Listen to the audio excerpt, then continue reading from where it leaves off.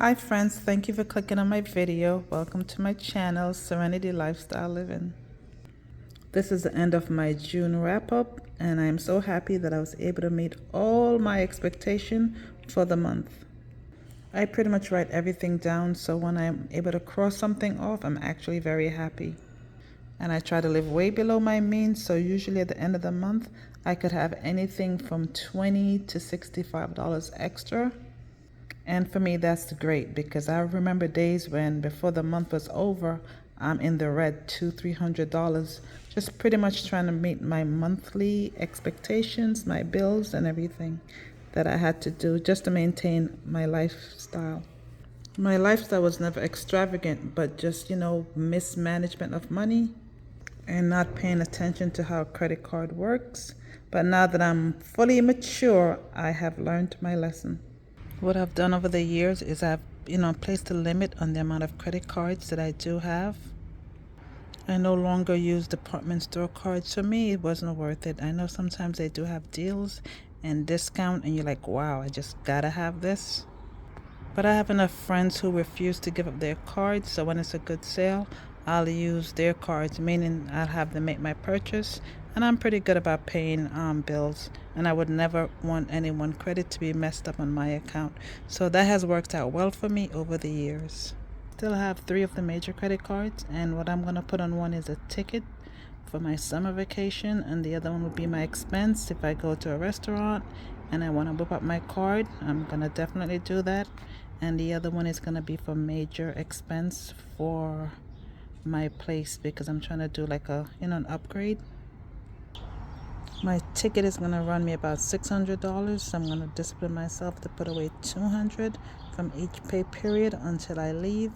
And for expense, I'm estimating about $300. And as far as the major expense, that's going to include my blinds, and I plan to get some stuff to upgrade my personal space for the fall. For July, which is still not here, I have 4 more days before the end of the month. Pretty much just lists everything that I'm expecting to do for July, and I just assigned a number for the house bills and my food and my grocery. Kind of keep it fixed, like I'm on a fixed income. And I'll just pretty much assign that number. Sometimes I like to go higher. If I see where I'm going to go in the red, that's when I'll redo the number, wait for the actual bill. The blinds, I'm not sure how much it's going to cost. I'm doing my own measurement, and when I go to Home Depot, I'm asking questions. But I know when I'm ready to do it, it probably will run me close to $1,000 because I'm looking to do 8 windows. So I'm pretty much saving $200 again each time I get paid. The last line is my electrical, still working on that. And the people I use, they're very good. So if I run into any problems, I can always say, hey, can I pay you next week? I usually don't. I just like to be fair, pay people when they're done. At the top of the list, I like to cover my 4 corners, my monthly expense to live, my light, my gas, my cell phone bill. All of that stuff is basically necessity. Starting July 1st, I want to be on a very strict budget because I want to start contributing to these 2 index funds, FTSAX and F0X.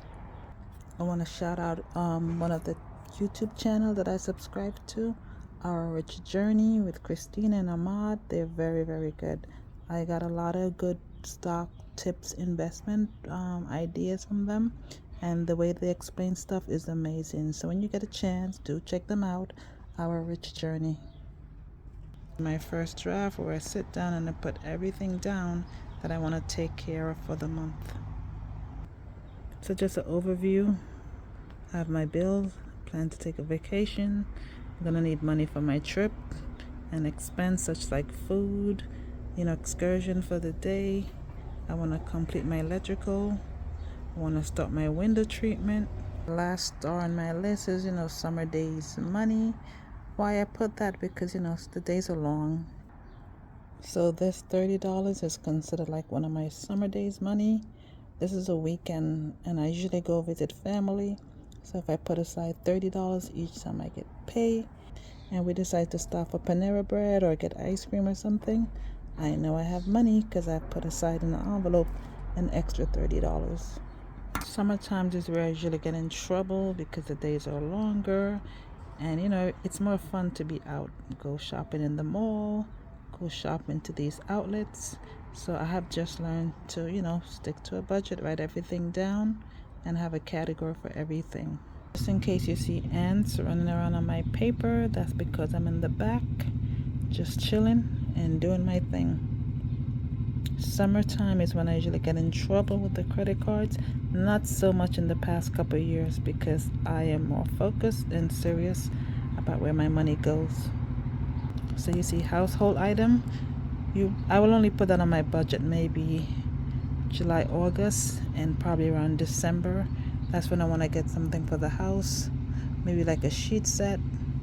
Usually change my pillows in the summertime, so I have pillows, sheet set, and towels. I'm more focusing on my investment because I want to make sure my money is working for me in the future. Me buying pocketbooks, wallet, just sitting in my closet hasn't done anything for me over the years. So I'm trying to really scale down on the items that I buy because it has no value to me after a while.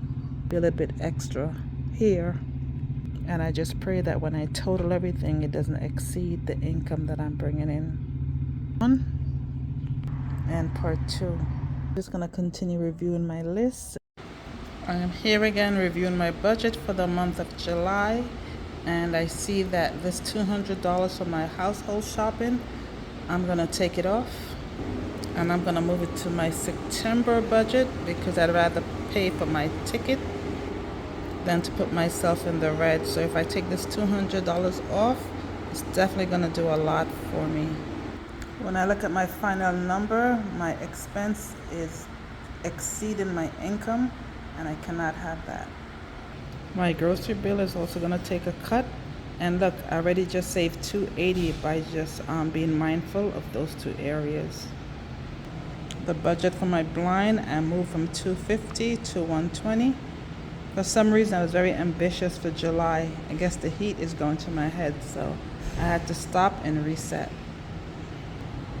So now I'm saving approximately $400 just from redoing my budget, tweaking. So we'll get it done this July. And the main reason is I value taking a vacation.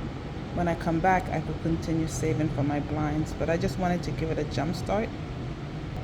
So I'm going to redo it and see how much I could save and have my expense and my income pretty much being an even line. And even for me means my expense match my income, not my expense is way higher than my income. So my goals for July is still pretty much on track. The only dipper is my window. I'm gonna have to push that for the fall. As far as my summer money, my pocket money, I'm just gonna have to be very careful and not be too extra. And this is now scrap. And here's my redo.